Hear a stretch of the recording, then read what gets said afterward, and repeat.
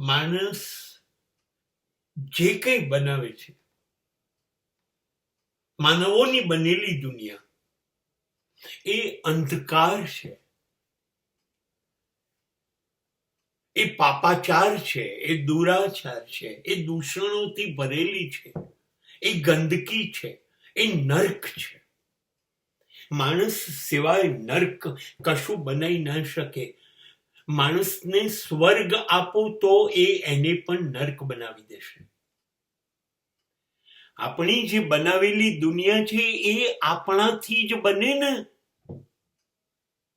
આપણે જેટલા લુચ્ચા, આપણે જેટલા હલકટ, આપણે એટલા દુર્વૃત્તિઓથી ભરેલા, આપણે સ્વાર્થી, આપણે હિંસક, આપણે જેવા છીએ એવી જ દુનિયા બનશે ને. અને આપણે ફરિયાદ કરીએ છીએ, જો દુનિયા કેવી છે, એટલી ખરાબ છે કે ના પૂછો ની વાત. દરેક જણ એવું જ વિચારે છે, હું શ્રેષ્ઠ છું, આ દુનિયામાં સૌથી સરસ હું છું, પણ આ દુનિયા બહુ ખરાબ છે, જીવવા લાયક નથી, ચારે બાજુ ત્રાસ છે, આખી પાપવાળી દુનિયા થઈ ગઈ છે. બનાવી કોણે? માણસોએ ને. પશુઓ અને પક્ષીઓએ તો આવી દુનિયા બનાવી નહોતી, આપણે બનાવી. કહેવાય છે આપણે પશુઓમાંથી આયા. ઉત્ક્રાંતિવાદનો નિયમ જો ડાર્વિને આપ્યો હોય તો એને તો કીધું કે બંદર જે છે એમાંથી જ માણસ થયો. એના 4 પગ હતા, જે બંદર હજી 4 પગે ચાલે છે, એમાંના 2 નો ઉપયોગ એને હાથથી કરતો થયો. બંદર પાસે ભાષા નહોતી, માણસ બોલતો થયો. આપણે બંદરમાંથી થયા. નહીં નહીં નહીં નહીં. ખરેખર જો બંદર બોલી શકતા હોત તો વાંદરું આપણને કહેતું હોત કે તમે વિકાસ નથી, તમે વાંદરાઓનો રકાસ છો, તમે પડતી છો. જો વાંદરું છે સંપૂર્ણ શાકાહારી છે, ફળ ફૂલ ખાય છે, તમે એમાંથી આયા છો તો તમે માંસાહાર ખાઈ શકો? વાંદરું જે છે એનો એક જ વડો હોય, પછી એ કુટુંબની બધી સ્ત્રીઓ, બધા બાળકો, બધા પુરુષો એ જ્યાં જાય ત્યાં એની પાછળ જશે, એનું બધા માનશે. આપણે એવું કરીએ છીએ નહીં. જે વાંદરી છે, જે માતા છે, એ બાળકને છાતી લગાડીને જ જશે, ચાલશે, ફરશે અને બાળકને નજીકમાં જ રહેતા શીખવાડશે. આપણે બાળકને ક્યારનું છોડી દીધું? અરે મેં તો એવું પણ જોયું છે કે જ્યારે કોઈ વાંદરું મૃત્યુ પામે કે બાળક મૃત્યુ પામે ને તો મહિનાઓ સુધી વાંદરી એની લાશ લઈને ફરતી હોય છે. આ લોકોમાં જે કુટુંબ પ્રેમ છે. અરે વાંદરું હજી આજે 15-20 ફૂટની ઊંચાઈ કૂદી જાય છે, એટલું ડિસ્ટન્સ કૂદી જાય છે. તમે 2 ફૂટ કૂદી શકો છો? અરે વાંદરું હવે તો પ્રાણી સંગ્રહાલયોમાં બદલાયું. હવે એ સાયકલ ચલાવે છે, એ સિગરેટ પીએ છે. એક જગ્યાએ મેં એને કોમ્પ્યુટર ઓપરેટ કરતું જોયું, ફોન પર ઓપરેટ કરતું જોયું. વાંદરું વાંદરા તરીકે વિકાસ કરે છે.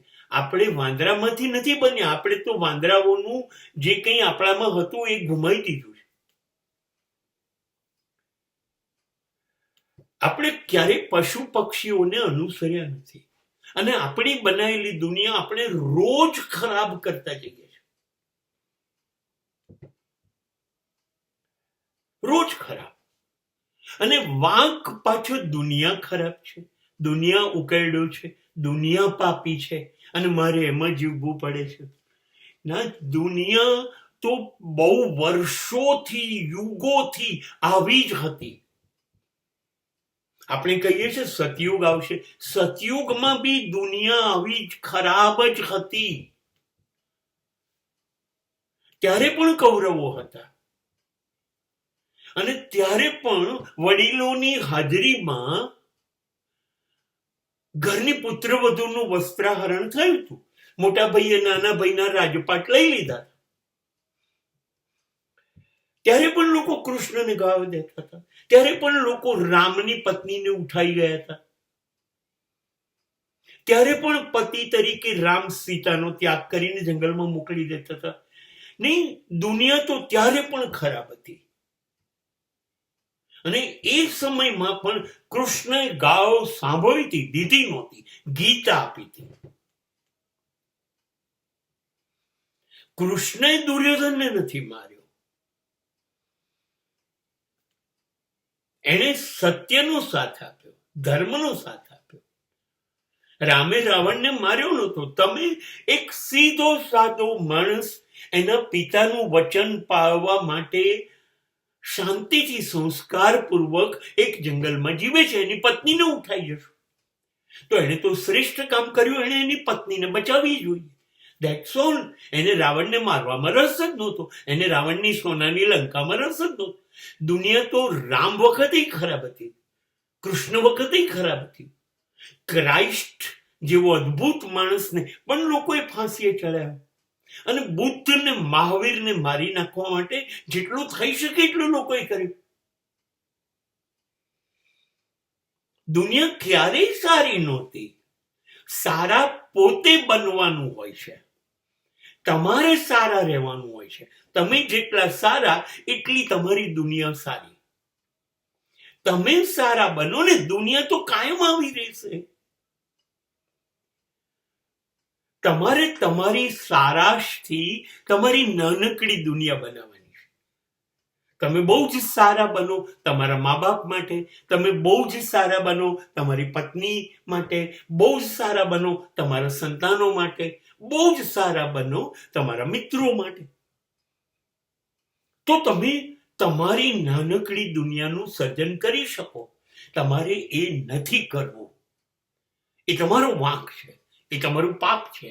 એ છુપાવવા તમે ગાળો કોને દો છો? દુનિયા જ સાહેબ બગડી ગઈ છે. દુનિયા જુઓ કેવી છે, કેટલા દૂષણોથી ભરેલી છે. એવું નથી, એવું નથી.